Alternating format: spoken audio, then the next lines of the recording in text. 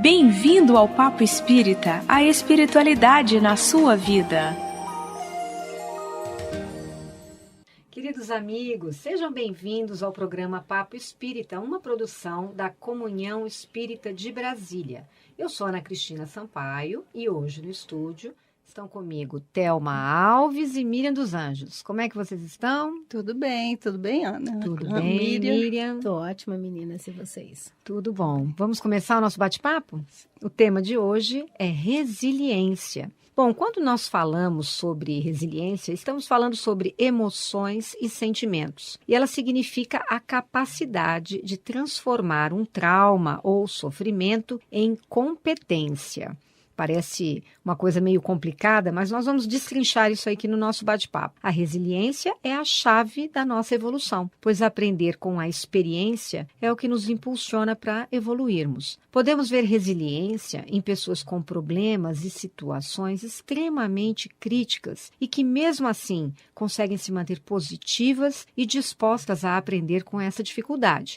Então, nós vamos conversar sobre como podemos desenvolver a resiliência e tornar a nossa vida menos angustiante e mais feliz. Mas, em primeiro lugar, é bom dizer que o nosso cérebro ele é preparado para se adaptar a todas as situações, o que quer dizer que ele, por si só, é resiliente. Então, Thelma e Miriam, como a dimensão da superação nos faz mais adaptados à nossa transformação pessoal? Quem quer começar? Bom, você pergunta da superação, né, para adaptação a essa transformação, e enquanto você nivelava a nossa conversa de hoje, eu pensava que como é que a gente vai descobrir, transformar, ser resiliente, porque, sem descobrir por que eu sofro, né, que é a outra etapa que nós vamos com certeza falar, qual é a dificuldade? O que eu chamo de trauma? O que eu chamo de situação difícil? E por que é difícil? Porque é um trauma? Porque a gente já sabe que na vida vamos ter dificuldades, perdas, mas nós humanos somos extremamente resistentes e não resilientes a tudo aquilo que não corresponde a uma expectativa que a gente cria da vida, do outro, seja da gente mesmo, né? Então, embora você tenha dito que resiliência parecesse à primeira vista difícil, mas que nós íamos destrinchar, eu acredito que superar passa por um entendimento pessoal do por que eu considero difícil uma situação, por que eu considero a perda tão dolorosa, por que eu não aceito determinadas situações nas quais são opostas àquilo, à minha expectativa, né? Eu acredito que a partir daí a gente possa pensar em resiliência. Você quer dizer que a resistência é aquele meu movimento de não aceitação da situação difícil que vem na minha vida, não é isso? Resistência, ao oposto da resiliência, a resistência, estou falando, é quando a gente volta ao tempo de criança e esperneia. A gente e não quer aceitar, e reclama, e vê tudo ruim, a culpa é do outro. Então, há sempre algo na qual eu posso colocar a culpa. Ou então é uma dor de perda em que eu fico rememorando aquela perda. Por que aconteceu? Eu não vivo sem aquela pessoa. Não sei o quê. Eu continuo e permaneço na resistência de aceitar que a coisa natural, que é a perda, né, de alguém muito querido, é fácil. Claro que não. Até no Espiritismo a gente fala que tem o período do luto para aceitar tudo isso, não é? Mas o luto é o período de reflexão. Então, é isso que eu digo, às vezes somos muito mais resistentes e precisamos aprender a ser resilientes, não é isso, Thelma? Exato, por isso que sofremos mais, né? Nós estávamos até conversando, eu e a Miriam falando, a Miriam falou assim, não, que o animal, né, quando não resiste ao seu ecossistema, né, Miriam? Isso, quando não se adapta. Não se adapta, então ele morre, né? Isso. Acaba em tudo. E a gente está falando assim, exatamente. A resistência gera uma revolta, assim, estou colocando para a pessoa, né? Gera uma revolta, uma não aceitação. E acaba ela também entrando em choque com o sistema biológico, da natureza, seu ecossistema também interior e exterior. Então, assim, faz parte desse processo nosso de adaptação ao nosso planeta, seja no processo emocional como físico também. que a resiliência, você tendo resiliência, você vai se adaptar, né? Você vai se adaptar a esse contexto de transformação psicológica e física. Você vai aceitar, não é isso? Em primeiro lugar. Isso. E depois você vai tentar uma transformação para se adaptar à nova situação. Exato. Essa é a capacidade de ser resiliente, né? Isso, porque vem aquele momento de você não se conformar. Me fugiu a palavra agora, a resignação, né? Resignação é o quê? A aceitação que eu estou passando por um problema, que eu tive uma perda, que eu estou com algum tipo de doença. Aí eu venho com essa aceitação, né? E com isso, o que eu vou fazer para buscar um tratamento, ou vou fazer para buscar o luto, né? O trabalho do luto, né? Você chora, você, né, sofre, mas você não vai ser agressivo com você mesmo, que é diferente. E você vai transformar, se adaptar àquela nova situação, né? Exatamente. Provocada por aquele movimento de sofrimento, de dor que você passou, né? Exatamente. Então, com isso, você vai conseguir se adaptar ao seu processo, a você, tanto fisicamente como psicologicamente. É isso que a gente está falando. Então, as pessoas que não são assim, os próprios animais, biologicamente, que não são assim, não vão resistir. Perecem. Entendi. E esse amadurecimento, ele nos permite adquirir mais resiliência na vida? Você acha que a resiliência, ela é estimulada, desenvolvida? E como que vocês adquiriram resiliência na vida, Miriam?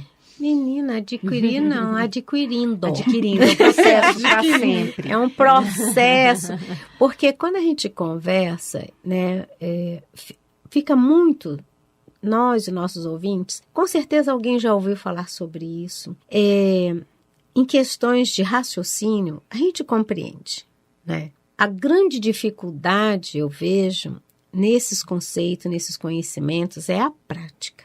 Então, eu entendo a dor do meu irmão, eu estou lá, eu ajudo, né? Mas quando essa dificuldade chega e bate na minha porta, que é o meu momento do teste, da prática, às vezes eu não a recebo com tanta tranquilidade quando a gente está comentando que é resiliência, que é aceitação, que é resignação. Eu brinco sempre muito comigo, que eu me permito 5 minutos de besteira. Os 5 minutos de besteira criança rebelde. Não é possível, aconteceu, meu Deus. 5 minutos, acabou.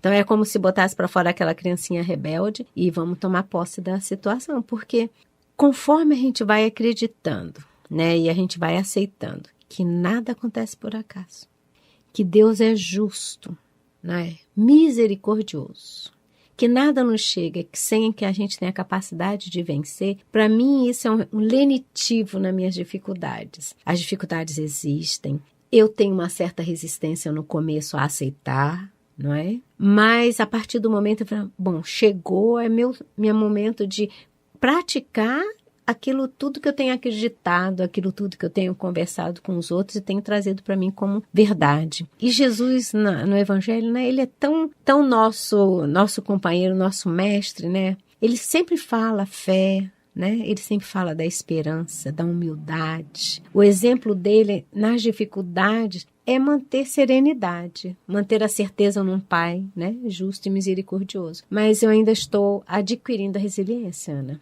Não, vamos estar sempre adquirindo, isso. Mas você já falou, você respondeu a minha pergunta. Você contou para o ouvinte como é o seu processo. Isso. E eu acho que ele deve ser bem sucedido, né? Você tem tido capacidade de se transformar com as suas dificuldades. Com o tempo, eu acho que também isso tem a ver com uma outra papo espírita que nós tivemos aqui com Pedro Paulo, que é dos setênios. Quando somos jovens, quando era mais jovem, as dificuldades vinham, mas eu agia eu vou chamar de vivacidade, porque me falta uma outra palavra. Com mais vivacidade, com mais empenho, com mais ímpeto. O jovem, para mim, tem aquela do não ter medo. A gente não tem medo, né? A gente enfrenta, vai e faz, deu errado, bate a cabeça de novo, volta. E quando a gente vai ficando mais maduro, talvez nos chegue um pouco mais de medo, e esse medo de fazer determinadas coisas que era tão fácil na juventude, ele traz uma reflexão. Então, não é um medo que paralisa, mas é um medo que pergunta para quê? como devo fazer. A gente tem mais noção das consequências, talvez? Não sei te responder. Talvez nossas vivências, né? E geralmente a gente responde assim conforme foram nossas vivências mesmo, né?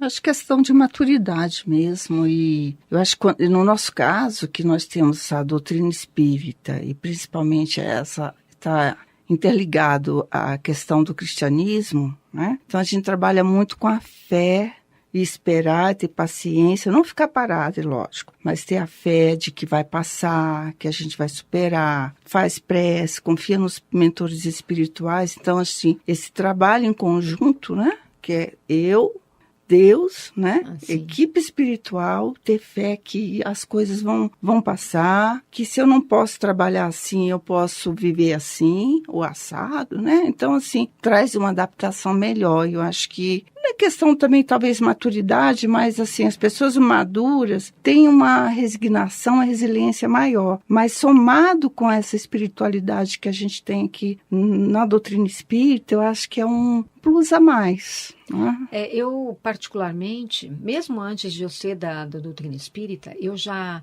buscava muito o entendimento mais psicológico de o que está acontecendo comigo, né, o meu processo interior. E sempre que eu me via em dificuldades, numa situação muito, muito de sofrimento, eu sempre perguntava para mim qual era a lição que tinha por trás.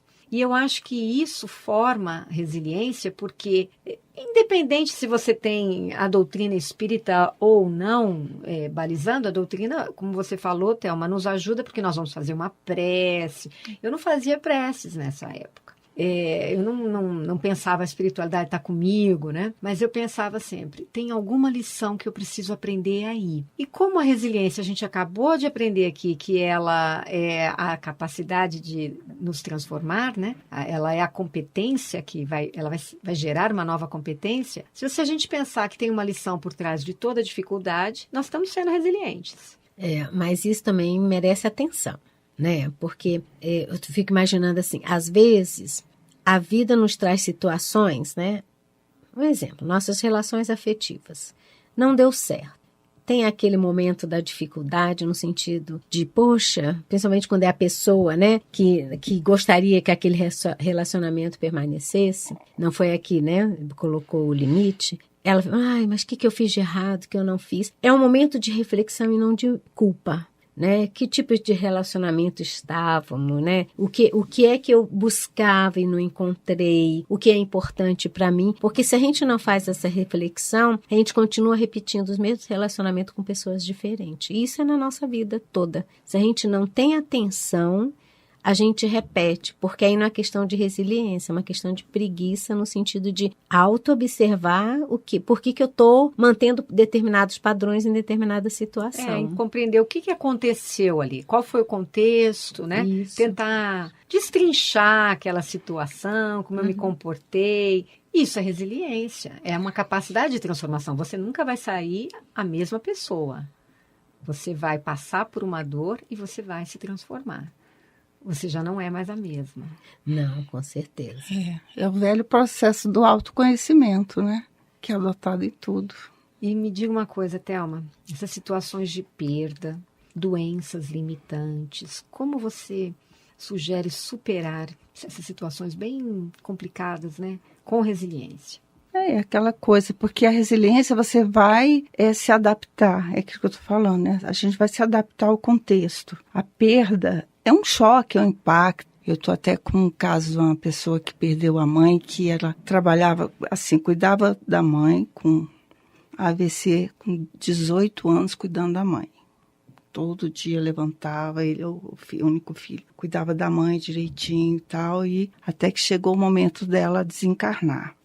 Ela não queria, já assim, 18 anos sem andar. Imagina, né, o sofrimento da pessoa. Mas os dois acostumados naquele contexto e não queria romper. Até que ela chegou o momento, umas amigas fomos dar passe, aquele processo todo, né, e ela veio desencarnar. Mas o filho, né, que ficou já um senhor de mais de 60 anos, ele nem quer mexer nas coisas dela em casa, já vai para mais de 4 meses, né? Mas é o luto dele, vamos respeitar. Mas tudo na casa está do mesmo jeito, né? O guarda-roupa, com as roupas, com tudo. A única coisa que ele doou foi a cadeira de roda e a cadeira do banho.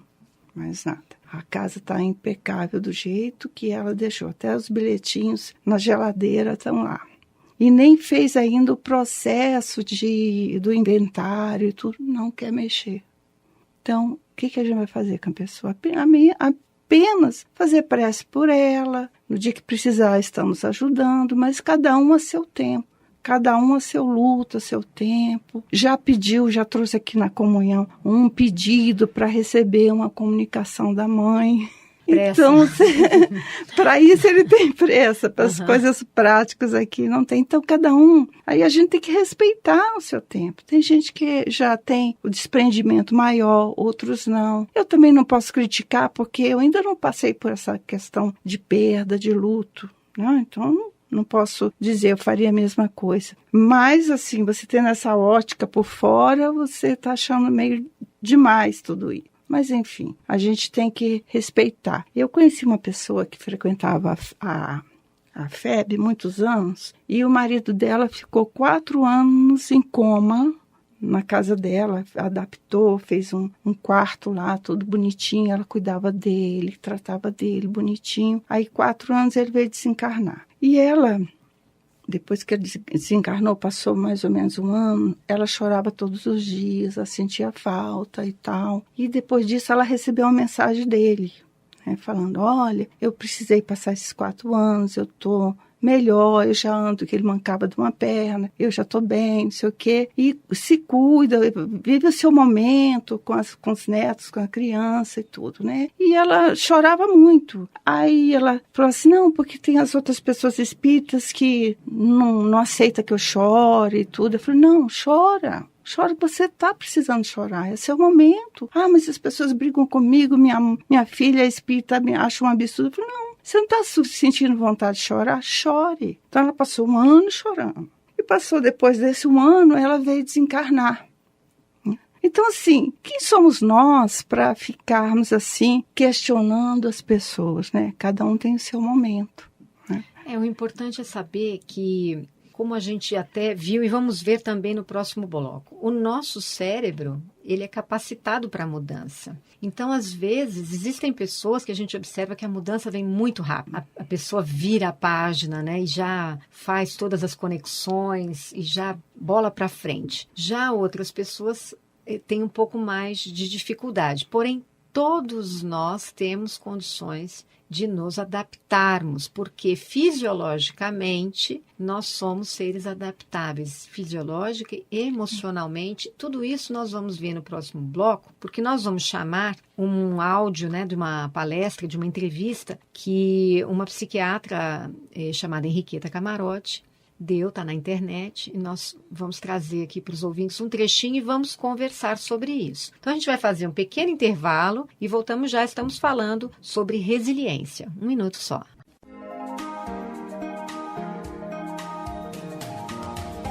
Nós estamos nas redes sociais. No Facebook, você pode acessar facebook.com/Comunhão Espírita. No Twitter, twitter.com/Comunhão Oficial. Estamos também no YouTube. Acesse youtube.com/Comunhão Espírita de Brasília. E siga o nosso Instagram, @Comunhão Espírita. Acompanhe, divulgue e participe de nossas atividades.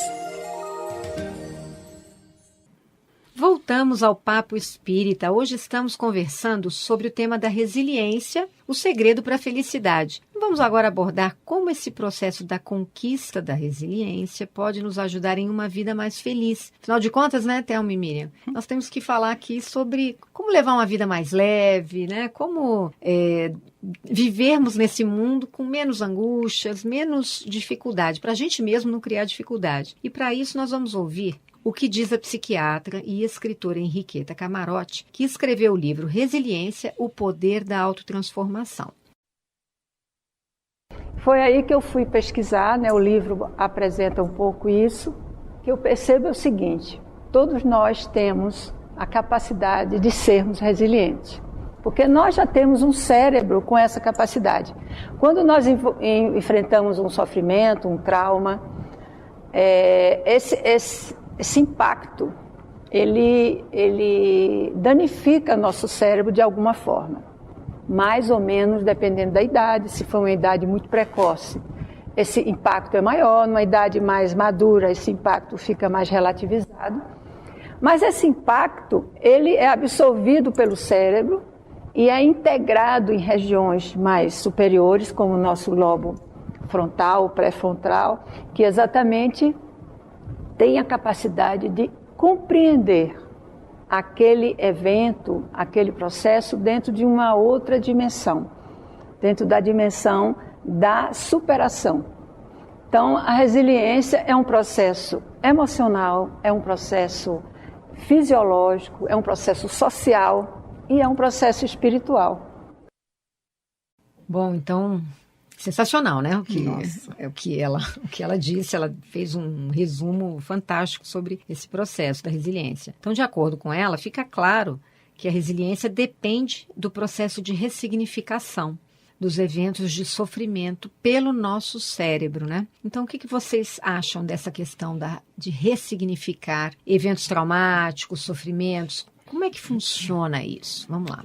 Porque o ressignificar é trazer do negativo para o positivo. As coisas negativas, o que eu posso tirar de positivo? O que eu posso fazer para ficar menos impactante para mim, na minha perda, no meu sofrimento, nas coisas as quais estou vivenciando, né? Eu mesma estou vivenciando uma situação que minha casa foi inundada, né? Então, a minha sala está um closet.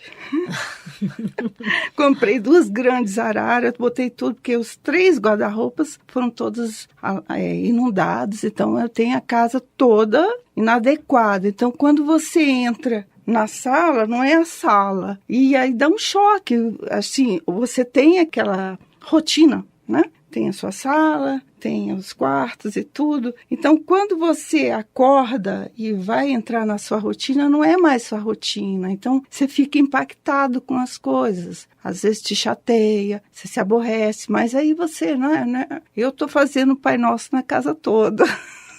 Tipo poder, assim, por que eu inundou a minha casa?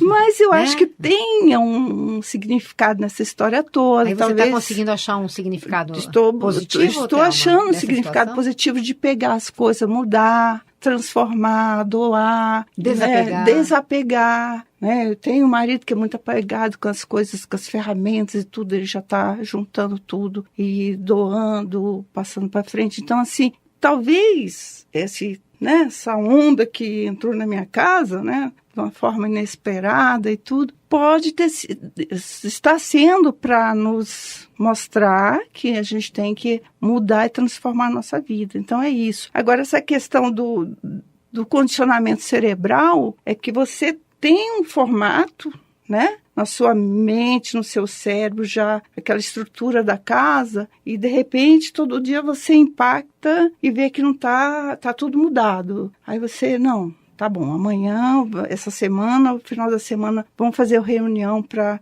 resolver isso, e a gente tem que ressignificar durante o processo de choque, né, de impacto, né? Então é isso que a gente tem que trabalhar. É uma constante, é isso que ela falou. Eu achei muito importante ter colocado isso, porque é uma reprogramação cerebral que você tem que fazer todos os dias até resolver esse problema. Quando ela fala, né, Miriam, que é um processo, a resiliência é um processo social, emocional, né, fisiológico, no sentido de que é no cérebro. Que mais ela falou? Emocional, fisiológico, social e espiritual. Quer dizer, são todos os aspectos, né, que envolvem o nosso dia a dia, a nossa existência. E aí, a ressignificação, eu estou entendendo a fala da Henriqueta dessa forma, ela tem que englobar esses aspectos. Então, eu vou ter que ressignificar uma perda, um relacionamento, né, que eu perdi, um filho, ou qualquer evento muito traumático, né, na nossa vida, nesses componentes todos, né, para que eu dê um novo norte a partir daquele evento. É isso?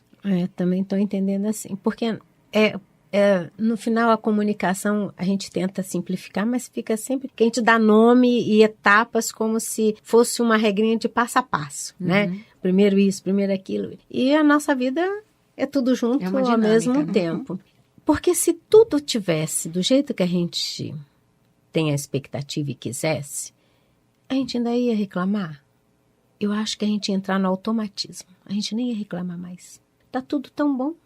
Porque quando tá tudo tão bom e certinho, nós não reclamamos, mas também não somos gratos. Nós, né, ficamos leves. Então, eu acredito e muito nisso que Deus, o universo, a vida, como queiram chamar, em algum momento, quando a gente está muito no automatismo, ele nos traz uma dificuldade para lidar com algo que a gente não quer ver. Não quer ver, na verdade. Então, às vezes, na questão da perda, o desapego, por exemplo, porque a gente é apegado às coisas, a gente é apegado à gente, né, às pessoas, a gente é apegado a gente mesmo, né, ao corpinho que ele sustenta, mas não somos apegados a esse corpinho. Então, algumas coisas nos chegam de dificuldade para aprender determinadas coisas. O desapego, o auto-amor, né? Eu sou importante para mim primeiro. Quando eu começo a entender que essas coisas vêm não porque, né, eu não mereço, mas porque eu preciso entender para que elas servem. Então, numa perda, será que é o desapego? Numa perda, será que eu agora, na perda daquele ente, me traz a responsabilidade de amar mais os outros que estão vindo com ele? Sei lá, né? Um pai de família na qual você acaba absorvendo enquanto família os filhos, os netos, sei lá, um exemplo, né? Então, acho que tudo na vida tem um sentido. Quando eu entendo que tudo na vida tem um sentido, na coisa negativa eu penso o que está trazendo de positivo para que eu realmente ressignifique aquilo. É ter a capacidade de, ok, aconteceu, passei 5 minutos de rebeldia, vou rezar. Né, rezar no sentido, vou ler o Evangelho, vou ler um livro de autoajuda, seja o que for, algo que me traga conforto e muitas vezes esperança, né? Porque quando a gente está na dificuldade, como a nossa fé é muito vacilante, a primeira coisa que perdemos é a esperança. Sem esperança a gente não tem motivação. Sem motivação eu fico sem ação. Sem ação eu fico parada, estagnada. E aí eu envolvo a questão toda espiritual, física, porque a gente sabe que os nossos pensamentos, sentimentos interferem, né, no nosso corpo, na fisiologia, né, no nosso bem-estar. Aí vem a questão emocional, a questão do equilíbrio, que está ligado com o físico, com a doença. O social, que a gente se relaciona, né? Claro, então no social, se eu estou nesse processo de entender, e logicamente muitos amigos, né, participam, compartilham conosco esses momentos, né? Por serem ouvintes, por serem conselheiros, sempre terá alguém que faz esse papel conosco. E perceber que a gente está nesse processo de ressignificar, ele também nos ajuda. Outro que soube da situação e vê o processo enquanto, né, está sendo construído e os resultados que estão vindo. No social eu vejo muito nessa, o quanto eu sou capaz de, na prática das minhas crenças, principalmente as minhas crenças religiosas, o quanto isso me fortalece e o quanto o meu fortalecimento serve de exemplo para alguém que está passando a mesma situação. Porque eu me pego, eu pessoalmente, né, muitas vezes, vendo exemplos de superação de tantas outras pessoas com dificuldades muito maiores, são exemplos para que eu pare de reclamar, pare de me sentir, né, coitadinha, porque ninguém é coitadinho, e ir em frente e continuar. Então, quem sabe, em pequenas coisas, não haverá também outros que estão olhando para nós e vendo, poxa, ela conseguiu, por que eu não consigo? Porque é isso mesmo. Todos nós conseguimos se queremos. Exato, e a gente é muito influência, né? A gente pensa que não, mas somos uma rede, né? Eu tenho um exemplo, me veio à cabeça agora aqui, um exemplo de resiliência, né, de superação muito interessante que eu vi uma vez num hospital, lá no hospital de base, num trabalho lá de contação de história, e tinha uma senhora, já velhinha, que estava lá internada já há muito tempo, tipo uns 6 meses de internação. Nós contamos a história e depois cada um começa a conversar e muitos contam as suas histórias. E ela falou assim, olha, no fim, a minha doença foi uma bênção, porque, sabe, uniu a minha família. Eu não via meus filhos há muito tempo e eles não se viam, cada um estava num canto do país. E aí, porque eu fiquei internada, eles foram obrigados a vir para cá e se encontrar. Então, uniu a família, a doença uniu a minha família novamente. Aí caramba, que coisa bonita, ela teve a capacidade de ver uma coisa positiva numa internação, que nunca é bom, né? Nunca é bom sob nosso ponto de vista egóico, que não queremos perder a saúde, né? Como que estamos aqui, como que Deus faz isso comigo? Porém, ela conseguiu ver o aprendizado. E se a gente consegue, em algumas coisas da nossa vida, ter esse olhar, né, Thelma? Tipo, você com o seu tsunami lá na sua casa. E outro dia eu vi uma frase muito linda do Haroldo Dutra. Ele disse, que é um palestrante, né, espírita, ele disse assim: Deus tira muitas vezes tudo das nossas mãos para nos dar bênçãos. Só que a gente às vezes não tem a paciência de esperar a bênção chegar, né? A gente fica travado ali olhando o que ele tirou, né? Porque na verdade a gente quer que aconteça aquilo que a gente quer.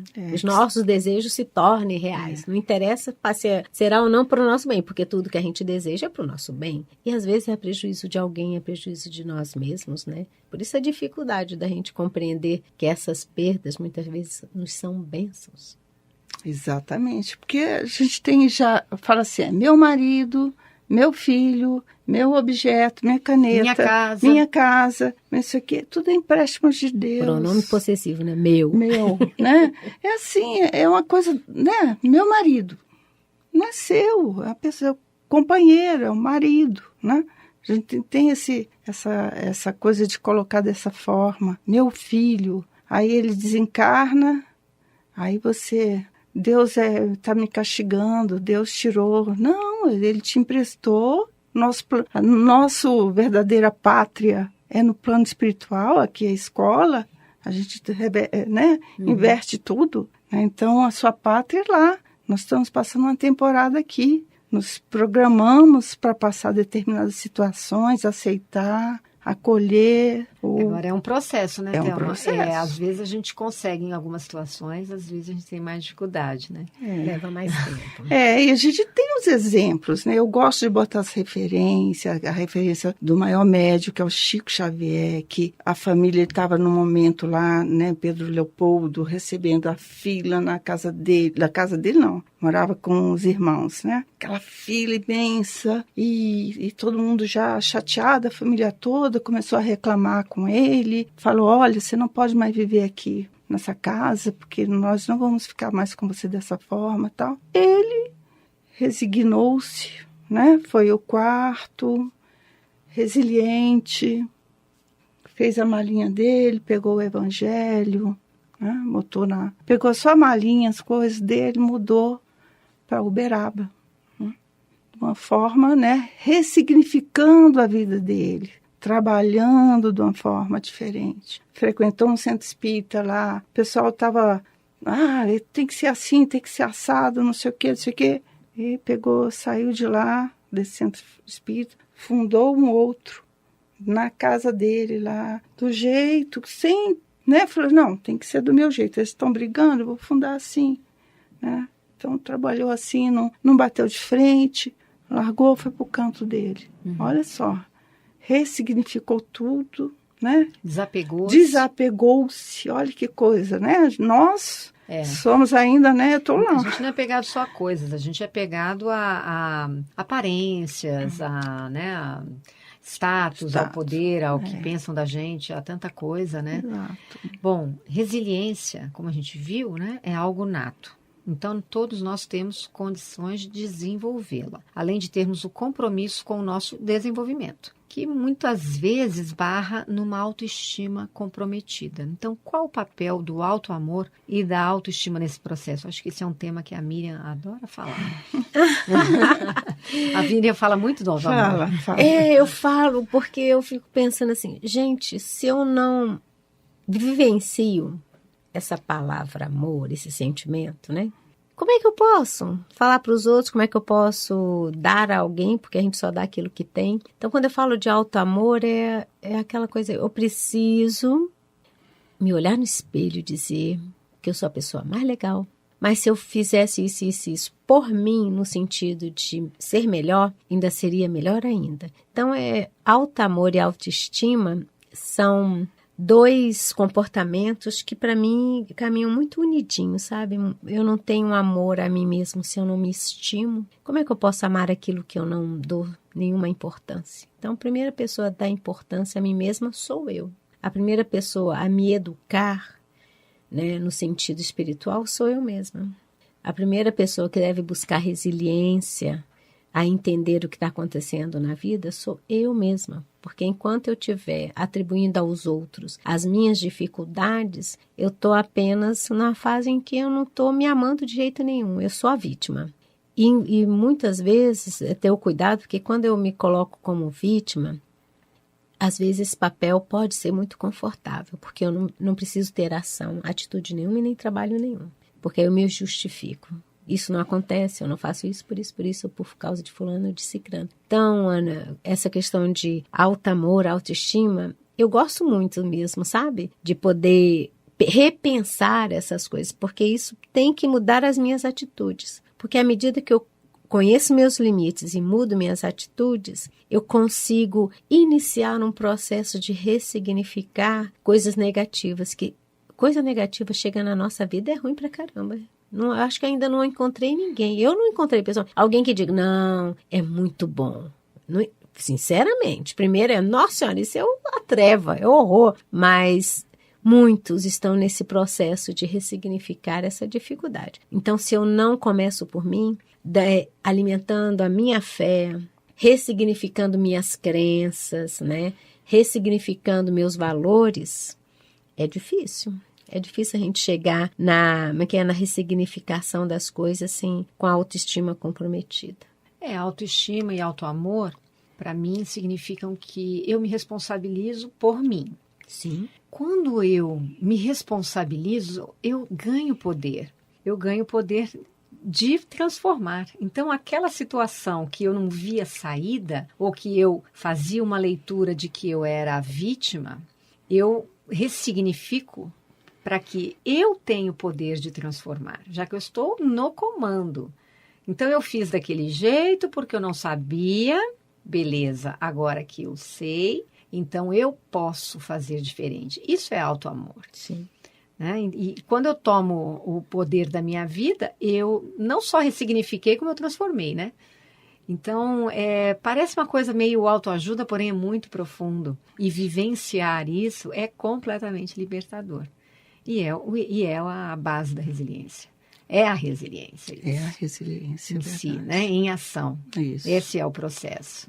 Isso. Tomar posse, né? Com a sua autoestima, seu autoamor, e fazer as mudanças. Saber que você tá no comando. Isso, é essa coisa. Você vai se descobrindo, né? Vai errando, como você falou, errei, melhorei, trabalhei. Sofro influência espiritual, né? Falando no contexto da doutrina espírita, né? Sofro influência. Então, através dessa questão do autoamor e autoestima, você vai sabendo conduzir todo esse processo de influência espiritual e influência de encarnado para encarnado, e você vai poder se conduzir da melhor forma possível, tendo as suas experiências de vida e trabalhando da melhor forma possível. Né? Gente, isso é tão importante que às vezes, quando a gente fala de alto amor e autoestima, nós não estamos enaltecendo nada do orgulho. Muito pelo contrário, quando você fala responsabilidade por mim, né, Ana? É isso aí, a gente não está falando que... Porque o orgulhoso se acha mesmo, né? Não é esse se achar que eu sou o máximo, não, pelo contrário. Na medida que a gente vai trabalhando esse amor, essa importância a nós mesmos, nós vamos vendo quanto trabalho ainda precisa ser feito para que a gente seja melhor ainda, né? E o orgulho é muito pequenininho, porque com orgulho a gente não chega a lugar nenhum. E aí é vivenciar outra dificuldade, que é o ser humilde, né? Ser humilde consigo, compreender o outro, né? Fazer sempre o melhor que se possa em qualquer situação. Tudo é um aprendizado. Gente, o programa vai ficando por aqui, terminamos. Agradecemos a participação das colegas, Thelma e Miriam, muito obrigada. Papo Espírita vai ao ar todas as terças pela Rádio Comunhão na internet e às quintas pelo nosso canal da Comunhão no YouTube. Se você se inscrever no canal, você vai receber os avisos, né, de todas as palestras e produções aqui da nossa Casa Espírita. E se tiver alguma sugestão, quiser escrever para a gente, o nosso e-mail é radio@comunhãoespírita.com. Thelma, você pode fazer a nossa prece de encerramento? Com Obrigada certeza. a todos e até a próxima. Vamos fechar os nossos olhos, sentir a presença do nosso Pai Maior envolvendo a cada um de nós. Vamos também visualizar o olhar meigo do nosso Mestre Jesus, nos acolhendo, nos abraçando, agradecendo essa oportunidade de estarmos reunidos aqui, envolvidos em nome do Pai, em nome do Mestre Jesus, em nome dos mentores queridos que nos acompanham, hoje e sempre. E assim, Pai querido, em Teu nome, em nome do Mestre Jesus e dos mentores, encerramos esse momento, dizendo graças a Deus, graças a Jesus. Que assim seja.